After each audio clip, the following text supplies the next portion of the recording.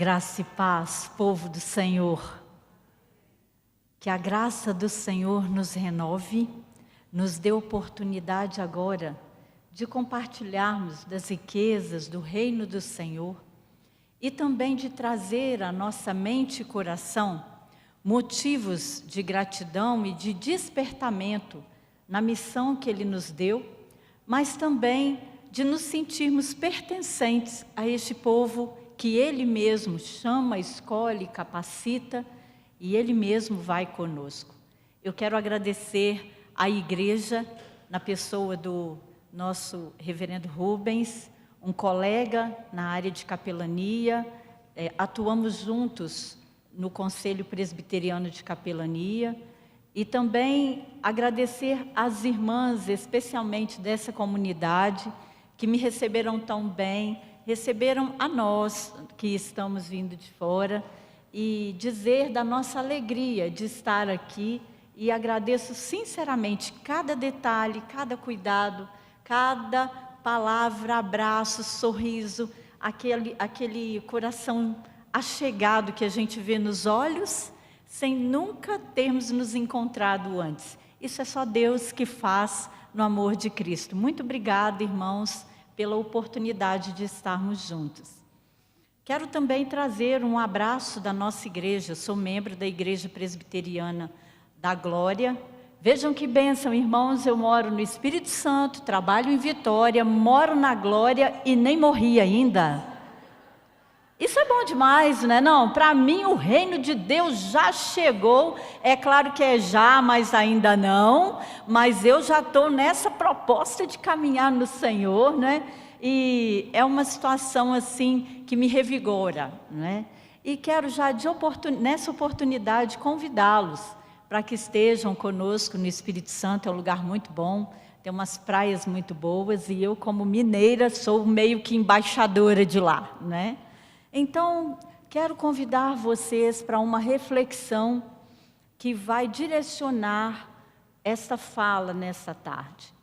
Queria dizer a vocês que embora tenha feito teologia, a minha área de atuação não é dedicada, embora quisesse e gosto muito desta parte de exegética, de sistemática, mas o meu foco está na poimênica, no cuidado pastoral. Eu sou capelã hospitalar, sou capelã em desastres, atuo num hospital de urgência e emergência no estado do Espírito Santo. Nós lidamos com as questões de trauma. E traumas são situações tanto advindas por agressões, violência, mas também por acidentes, de toda sorte. Domésticos, de trânsito, no trabalho, no esporte. E também temos confrontos do tráfico, polícia, rivalidades, disputas enquanto alguma atividade na cidade está acontecendo. E também lidamos com tentativas de autoextermínio e cuidamos dessas pessoas. Então, o que eu vou compartilhar com vocês agora, irmãos, passa pela necessidade de nos entendermos como participantes do reino de Deus, da sua justiça e de como isso pode se manifestar no meio das dificuldades da vida. Quero convidar você respeitosamente para abrir a palavra de Deus em João, no capítulo 20. Nós faremos a leitura dos versos 20 ao verso 18, do verso 1, ao verso 18. Convido as irmãs que puderem se colocar de pé, mantermos a reverência na palavra de Deus, e convido também para que façamos essa leitura a uma só voz. Nós falaremos sobre uma particularidade na ressurreição de Jesus. Leiamos. No primeiro dia da semana, Maria Madalena foi ao sepulcro de madrugada, sendo ainda escuro, e viu que a pedra estava revolvida. Então correu e foi ter com Simão Pedro e com o outro discípulo, a quem Jesus amava, e disse-lhes: tiraram do sepulcro o Senhor, e não sabemos onde o puseram. Saiu, pois, Pedro e o outro discípulo e foram ao sepulcro. Ambos corriam juntos, mas o outro discípulo correu mais depressa do que Pedro e chegou primeiro ao sepulcro. E abaixou-se, viu os lençóis de linho, todavia não entrou. Então Simão Pedro, seguindo-o, chegou e entrou no sepulcro.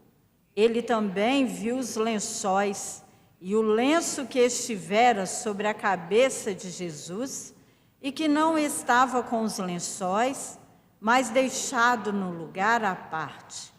Então entrou também o outro discípulo, que chegara primeiro ao sepulcro, e viu e creu, pois ainda não tinham compreendido a Escritura, que era necessário ressuscitar ele dentre os mortos. E voltaram os discípulos outra vez para casa. Maria, entretanto, permanecia junto à entrada do túmulo chorando. Enquanto chorava, abaixou-se e olhou para dentro do túmulo e viu 2 anjos vestidos de branco, sentados onde o corpo de Jesus fora posto, um à cabeceira e outro aos pés. Então eles lhe perguntaram: mulher, por que choras? Ela lhes respondeu: porque levaram o meu Senhor e não sei onde o puseram. Tendo dito isto, voltou-se para trás e viu Jesus em pé, mas não reconheceu que era Jesus. Perguntou-lhe Jesus: mulher, por que choras? A quem procuras? Ela, supondo ser ele o jardineiro, respondeu: Senhor, se tu o tiraste, dize-me onde o puseste, e eu o levarei. Disse-lhe Jesus: Maria. Ela, voltando-se, lhe disse em hebraico: Rabone, que quer dizer mestre. Recomendou-lhe Jesus: não me detenhas, porque ainda não subi para meu Pai, mas vai ter com os meus irmãos e dize-lhes: subo para meu Pai e vosso Pai, para meu Deus e vosso Deus. Então saiu Maria Madalena, anunciando aos discípulos: vi o Senhor, e contava que ele lhe dissera essas coisas. Podem assentar-se?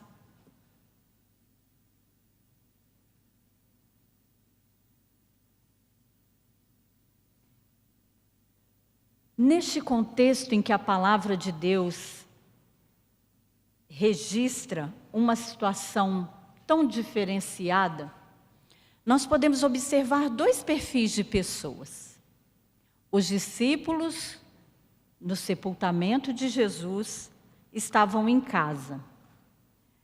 E no início do capítulo 20, é dito isso, que Maria Madalena, ainda escuro, de madrugada, ela sai e vai até o sepulcro.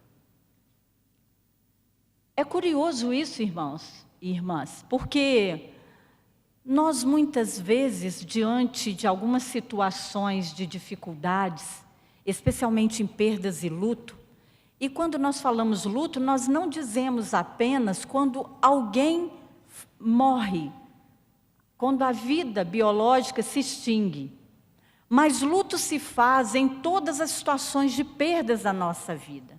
O luto acontece quando nos preparamos para um concurso e não passamos, quando nós estabelecemos algum projeto de vida, profissional ou familiar, e isso de algum modo é frustrado. E o que fazer com essa perda? É muito importante que não percamos de vista que diante das perdas da vida, nós temos comportamentos diferentes. Os discípulos estavam em casa, deprimidos, entristecidos.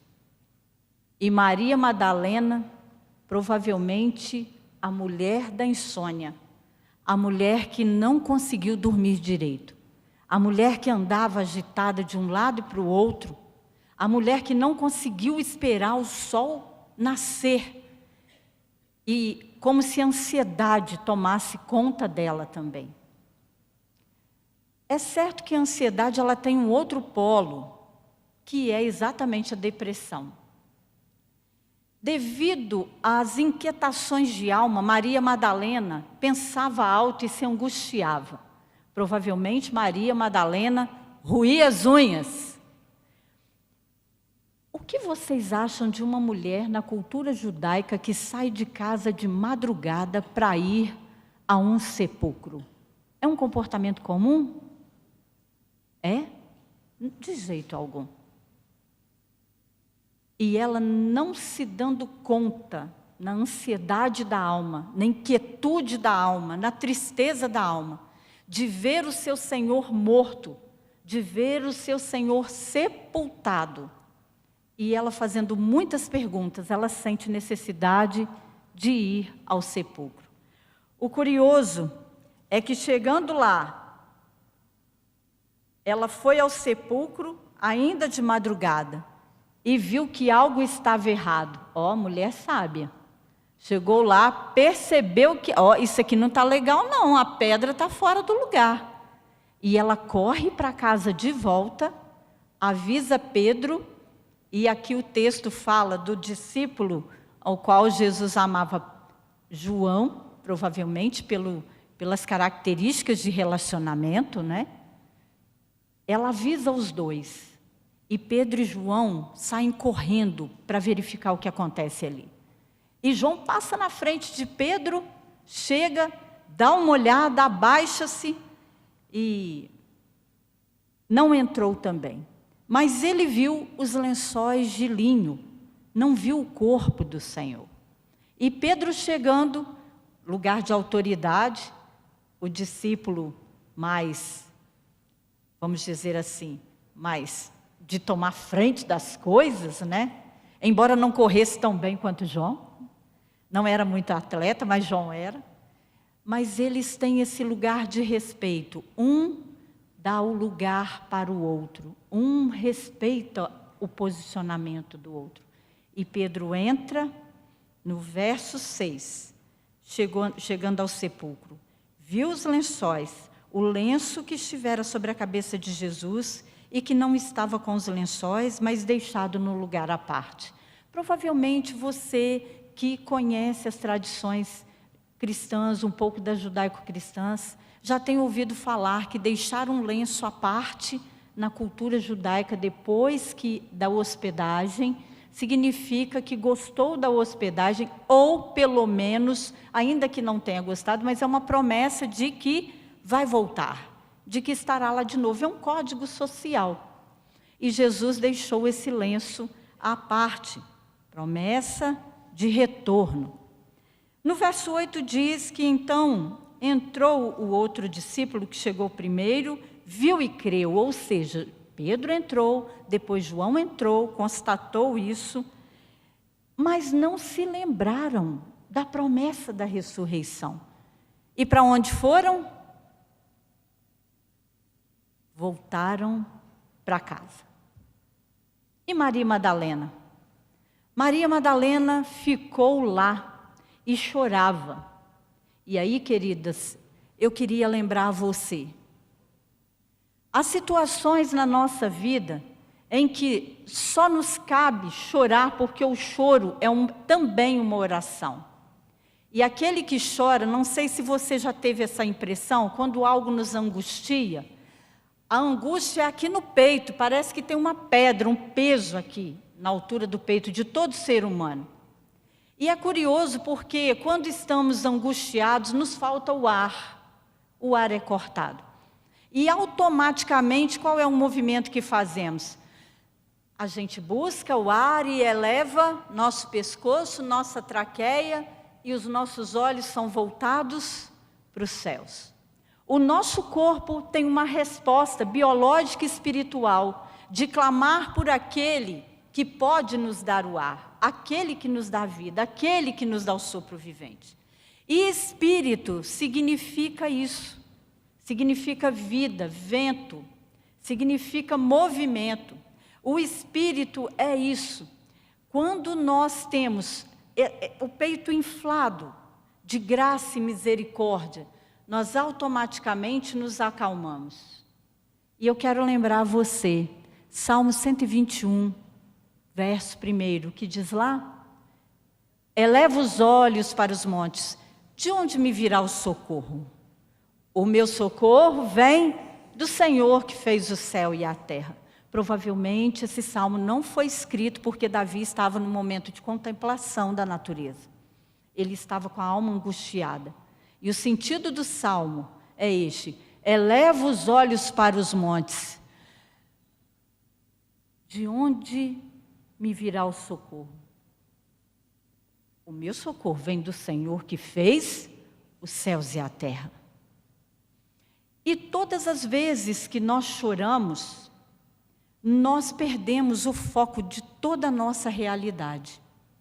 E esse texto é muito rico nisso, porque aproxima-se ali, nós podemos verificar no verso 12.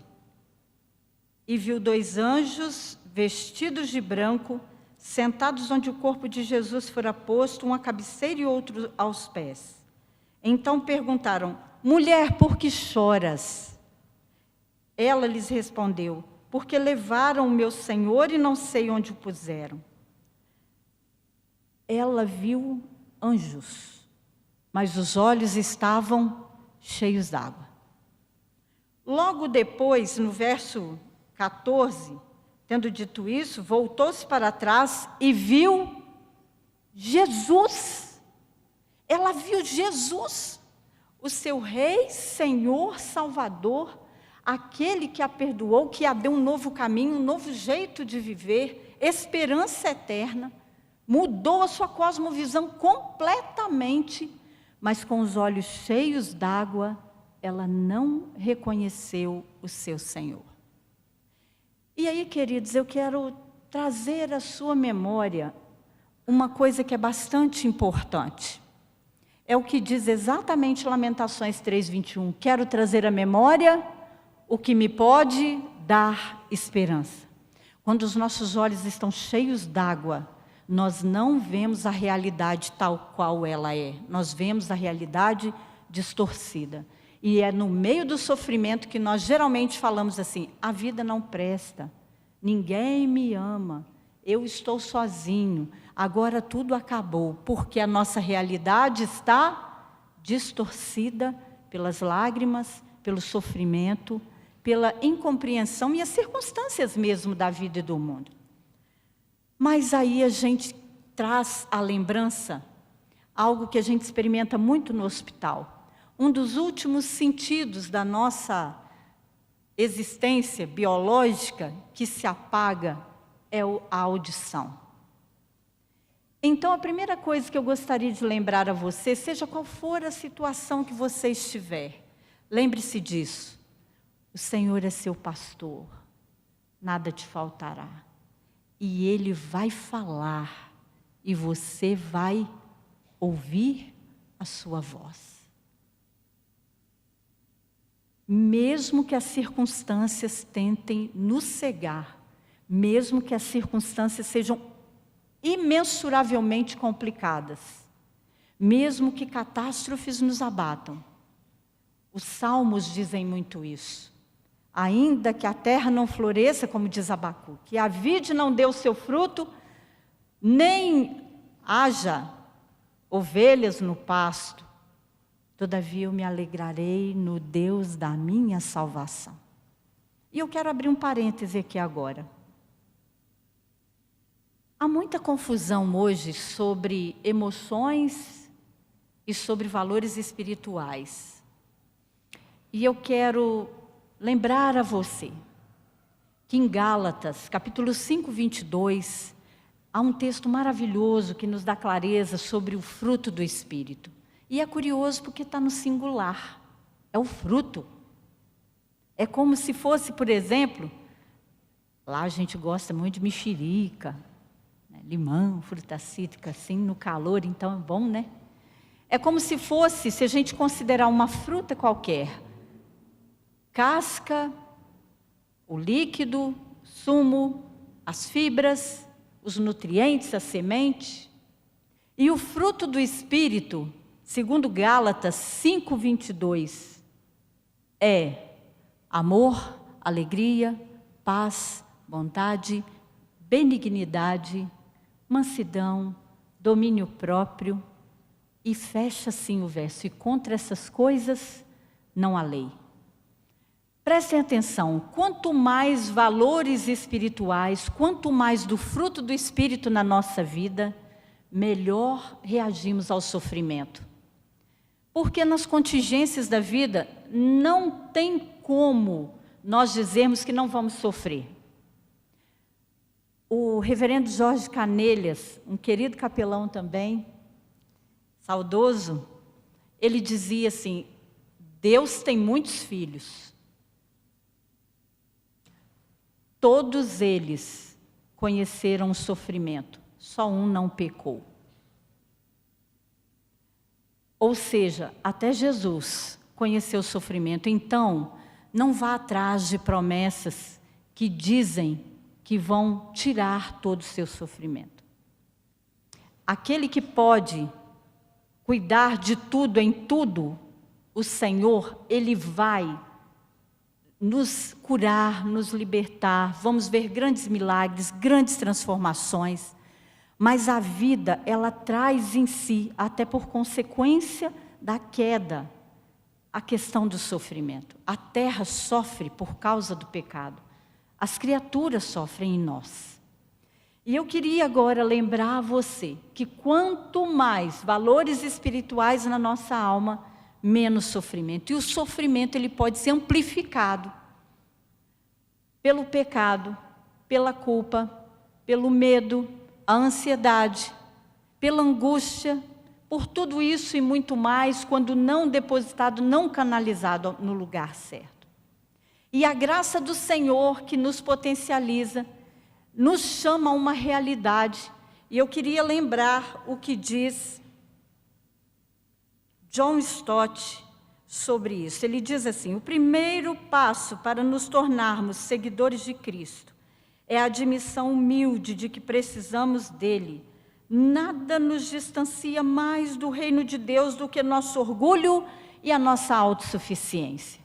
Agora é o que faltava. A Beth Pavão vai falar de humildade.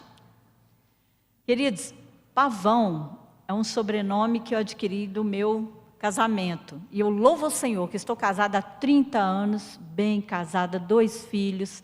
Meu marido é diácono na igreja. Eu tenho uma família abençoada, louvado seja Deus. Mas esse nome me traz alguns desconfortos. Vamos ouvir a capelã Beth Pavão falar sobre humildade. Como é isso que o Senhor me constrangeu para fazer um pouquinho hoje. Mas, como diz o reverendo Hernandes, pavão é símbolo também de vaidade. E a vaidade o que é? Vaidade é fumaça, é bolha de sabão. Existe por pouco tempo, não tem consistência, não tem permanência. Ela não estrutura nada, ela vem e vai, e é fugaz. Nesse sentido, todas vocês têm o mesmo sobrenome que eu. Todos nós somos pavões. Até porque todo pavão um dia vai virar espanador. Deus tem misericórdia de nós, mas é verdade, é ou não é, irmãos? Sabendo da nossa finitude, por que nos orgulhamos e nos ensoberbecemos diante de um Deus que nos ama, diante de um Deus que enviou o seu Filho naquela cruz, foi moído pelos nossos pecados, e só nele podemos ter curadas as nossas enfermidades físicas, emocionais, relacionais e espirituais. Ele que é o centro da vida, é através dele que gravitam todas as outras coisas em torno dele. É nele que nós devemos estar firmados no olhar e no caminhar. É nesse Jesus que nos chama para caminharmos com ele, que nos ama, que nos abraça, que não desiste de nós, mesmo quando os nossos olhos não conseguem focar no que é o seu projeto, o que Ele está fazendo, naquilo que Ele está vivendo. Então eu queria compartilhar com vocês uma outra questão. É que o reino de Deus, ele não é comida nem bebida, mas ele é paz, é justiça, paz e alegria do Espírito Santo, como traz em Romanos 14, 17. E a presença de Jesus é tão magnífica que só de ouvir a voz do Mestre, Maria Madalena, ela se coloca numa posição de mulher absolutamente surpresa. É o meu Mestre. Ela não via, mas ela sabia que era ele. E provavelmente ela faz menção para abraçá-lo. Ele fala: calma, Maria, eu não subi ainda para o meu pai, né? Mas vai e anuncia aos seus irmãos e diz: subo para meu pai, vosso pai, para meu Deus e vosso Deus. Jesus envia Maria. E se tem uma palavra que nesta conferência está sendo falada com muita frequência, nas 4 palestras que tivemos até agora, foi essa palavra. E nós não conversamos entre nós, é uma costura do Espírito Santo, comentei isso, inclusive, com Foquilina. Esse envio de Maria, essa certeza de que no caminho, enquanto ela corria, com as suas sandalinhas empoeiradas, o coração alegre, com a boa notícia: o meu Senhor ressuscitou, o meu Senhor ressuscitou.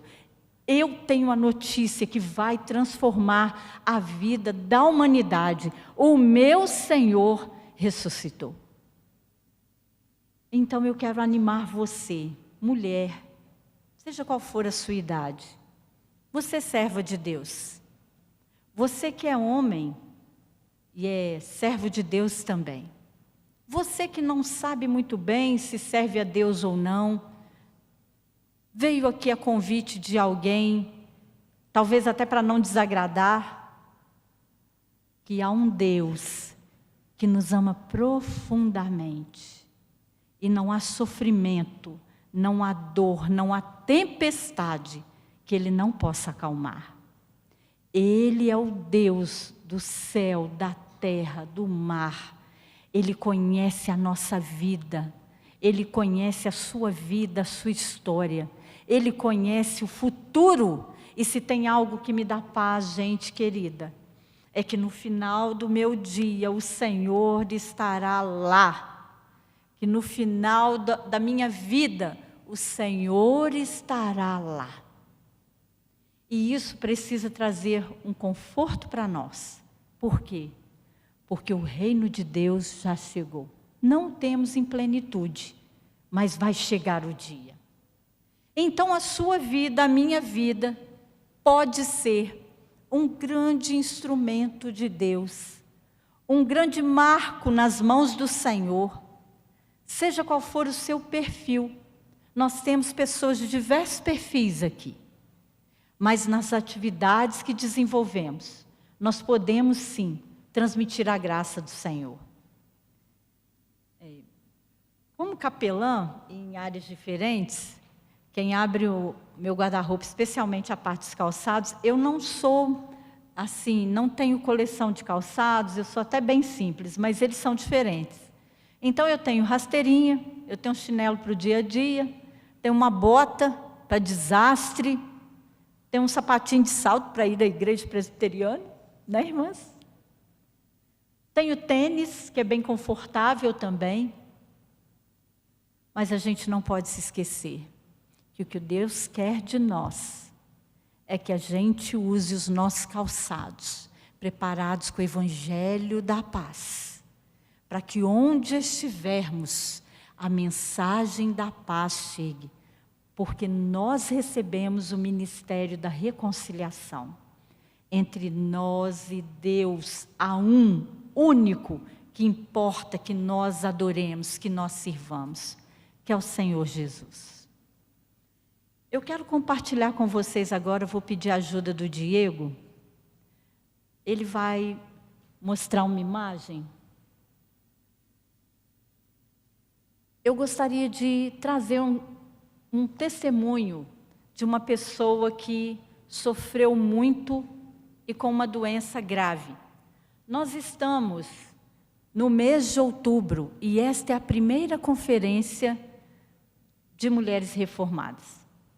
E se tem uma coisa que a gente não pode se esquecer, é que nós somos chamadas ao cuidado. Cuidado em muitos aspectos. E o cuidado pessoal também. E o mês de outubro é o mês do Outubro Rosa. É um mês em que a gente não pode se esquecer da graça, mas também da nossa fragilidade. Nós podemos encontrar fortaleza, que é inclusive valor espiritual. Eu citei Gálatas 5:22, mas a palavra está recheada de valores espirituais, né? Perseverança, verdade, compaixão e tantos outros. E quero abrir um parêntese aqui. Empatia não é o mesmo que compaixão.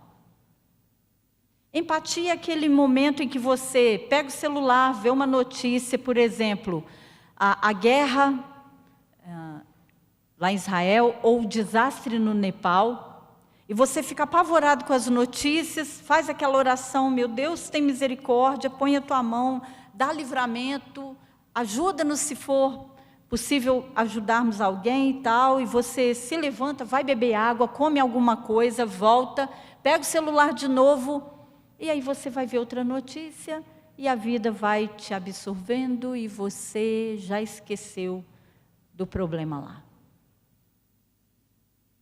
Compaixão é outra coisa. Compaixão é ver o sofrimento do outro, e não sossegar, enquanto não aliviar esse sofrimento no mínimo. O ideal é fazer cessar, não sendo possível, aliviar.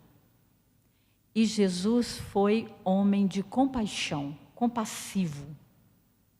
Jesus não nos chamou para sermos empáticos, Ele nos chamou para sermos compassivos. Então, muito cuidado, irmãs e irmãos, para não acharmos que aqui dentro o nosso filtro está cheio de compaixão enquanto estamos sendo apenas empáticos. Porque Deus amou o mundo de tal maneira que deu o seu único Filho, para que todo aquele que nele crê não pereça, mas tenha a vida eterna. E Ele quer que nós estejamos bem cuidados e da melhor maneira possível, para andarmos pelas estradas que Ele nos colocar. E nós precisamos cuidar da nossa saúde. Então vou pedir que ele passe. Pode ir direto para o slide 9, Diego, por favor. Isso. O Salmo 73, 26 diz assim: ainda que a minha carne e o meu coração desfaleçam, Deus é a fortaleza do meu coração e a minha herança para sempre. Gente querida, olha isso é uma profissão de fé. Ainda que a minha carne e o meu coração desfaleçam, Deus é a minha herança para sempre. Pode passar? E Deus é muito mais que uma boia. Ele é muito mais que isso. Ele é o transporte, Ele é o lugar de graça. Próximo. Essa moça, 38 anos, ela foi diagnosticada com câncer bilateral de mama. E um dia, dois filhos pequenos, 6 e 9 anos os meninos. Em casa, depois da terceira quimioterapia, de férias, o menino mais novo disse assim: vamos pintar a cabeça da mamãe? E a mãe: quer? Com tanto papel em casa, tanta coisa para fazer, que coisa mais sem noção? Não, minha cabeça não. E o mais velho: eu acho legal, tem pincel atômico aqui em casa, vamos pintar a cabeça da mamãe? E insistiram tanto, e ela não viu tanto mal naquilo, ficou curiosa também para saber que tipo de obra seria feita, e ela deixou. E enquanto ela pintava, eles pintavam a cabeça dela só com pincel atômico. Provavelmente pela distância pode ser que você não consiga ver, mas tem um desenho de um pastor, uma ovelha e um coração. E aí, quando eles fizeram essas 3 figurinhas, o menor disse para o mais velho: o que pode separar o pastor, ovelha e o coração da morte? Aí a mãe deu aquele pulo, aquela estremecida, e se observarem do lado de lá tem alguém com capuz, com uma foice, né? E o mais velho disse: é o amor. E eles colocaram o pastor, a ovelha e a cruz dentro do coração. Como se não bastasse, escreveram Salmos 23, 4. Veja que nós estamos falando de crianças de 6 e 9 anos de idade. O que é que está escrito no Salmos 23, 4, irmãos? Ainda que eu ande pelo vale da sombra da morte, não temerei mal nenhum, porque tu estás comigo. Essa mãe ensinou para os filhos o máximo que ela poderia da vida e a segurança que os filhos têm, ainda que ela viesse a faltar. Pode passar? Aí está ela com as crianças, porque ela não resistiu, foi à pracinha, isso foi em 2007, tirou uma foto lá, né, no local próprio para a foto, fez essas fotos. E essa mãe sou eu. Eu tive câncer bilateral de mama em 2007. E eu já era visitadora hospitalar desde os 13 anos de idade. E o meu filho João, mais velho de 9, quando recebeu a notícia, porque eu e meu marido reunimos as crianças para dar notícia, e o João ficou muito bravo, falou uma coisa que ele nunca havia falado na vida, bateu a porta e saiu. E ficamos eu, o Renan e o Célio lá no quarto. 5 minutos depois, volta o João com os olhos cheios d'água. E o João fala assim: mãe, o Senhor é nosso pastor. E se Ele não te curar aqui, Ele vai te curar lá em cima. Sabe, irmãos, eu não sei o quanto de dor e de dificuldade você tem na vida. E eu louvo a Deus pelo meu marido, porque quando ele recebeu a notícia, ele disse assim: Beth, nós adoecemos juntos, nós vamos nos curar juntos. E se isso não acontecer, não sou eu que vai roer a corda. Ou seja, se eu morresse, eu estaria roendo a corda para ele, né? E o Senhor me deu essa bênção, irmãos, de mesmo passando pelo vale da sombra da morte, e vocês provavelmente conhecem como é difícil o tratamento. A bênção do Senhor nos sustentou. E para você que não crê no poder da palavra de Deus, experimente. Abra seu coração e peça a Deus: Senhor, me dá uma experiência com o Senhor, na palavra. Na palavra. Não vai se guiar por orientações que são fora da palavra. Vai para a palavra. Um dia, irmãos, nesse mesmo mês, aconteceu uma situação que eu quero compartilhar com vocês. Eu estava em casa sozinho, o marido trabalhando, as crianças para a escola, e eu exatamente nessa situação, começou a passar um pensamento na minha cabeça, mais ou menos assim: seu marido é bonitão, e é mesmo, viu, gente? Graças a Deus. Louvado seja o Senhor. Ele vai casar de novo. Aquelas toalhas que você está guardando, a outra vai usar. Você não vai ver seus filhos crescerem. Você não vai ver seus filhos se formarem. Você não vai ver seus filhos se casarem. Irmãos, me deu uma tristeza, mas me deu uma raiva daquela mulher que eu nunca sei quem é e não quero saber nunca, que o diabo estava colocando na minha frente para me enganar. Mas, meus irmãos, naquele momento, pelo menos essa é a minha história e a minha experiência. Eu olhei para os céus, eu me senti tão pequena, eu me senti menos do que grama. E eu olhei para o céu e eu falei: eu sei que o meu Redentor vive. E como eu estudei em Viçosa, morei em alojamento e morava com 5 moças, e era muito apertado o alojamento da UFV, o meu hábito de oração era de madrugada ir no banheiro. Eu casei, estava morando num apartamento grande, mas qual o lugar de conforto para mim para orar? Mesmo depois de casada, até hoje, volta e meia, o melhor lugar de orar para mim é no banheiro. Isso significa o quê? Disciplina, rotina. Nós precisamos usar os meios de graça, né? Falar com Deus e termos um tempo reservado para Ele. E aí eu estava no banheiro, eu dobrei os joelhos no banheiro, abri os braços, careca, amarela, cansada, sem comer, com mucosite na boca. E eu falei assim, eu vou falar para o céu ouvir, para o inferno ouvir e para a minha própria alma ouvir. Deus deu, Deus tomou. Bendito seja o nome do Senhor. E se Ele não me restituir nada do que Ele me tirou, eu vou morrer glorificando a Deus. E Ele vai cuidar de todas as coisas, porque Ele é o meu Deus, é o Deus da minha casa, da minha família. E Ele que é eterno, eu não sou. Irmãs, levantei. Tem alguém pentecostal aqui? Coloquei um hino pentecostal, sabe aqueles? Então louve. Irmãos, esses hinos pentecostais são maravilhosos. Quando for dar faxina, sabe? Eles dão gás na gente, vocês precisam ver que maravilha. Brincadeiras à parte, mas eu senti a alma renovada. E além disso, me lembrei do louvor. Eu vou até pedir para Paulo César cantar. Pescador. Lá diz que quando o Senhor Jesus chamou meu coração, Ele não fez um convite descuidado ou impensado. Não quis apenas ser gentil ou educado, mas deixou claro que havia algo importante a ser feito.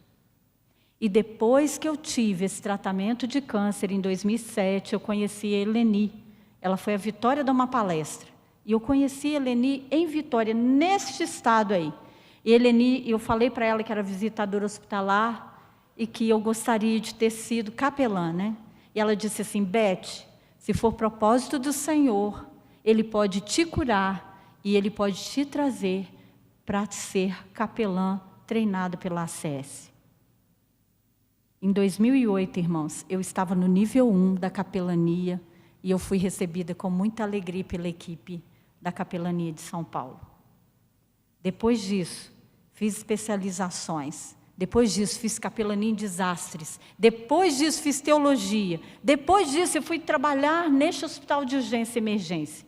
E agora, a gente, quando se aproxima de alguém, a gente não quer palavras prontas. A gente quer perguntar como Jesus.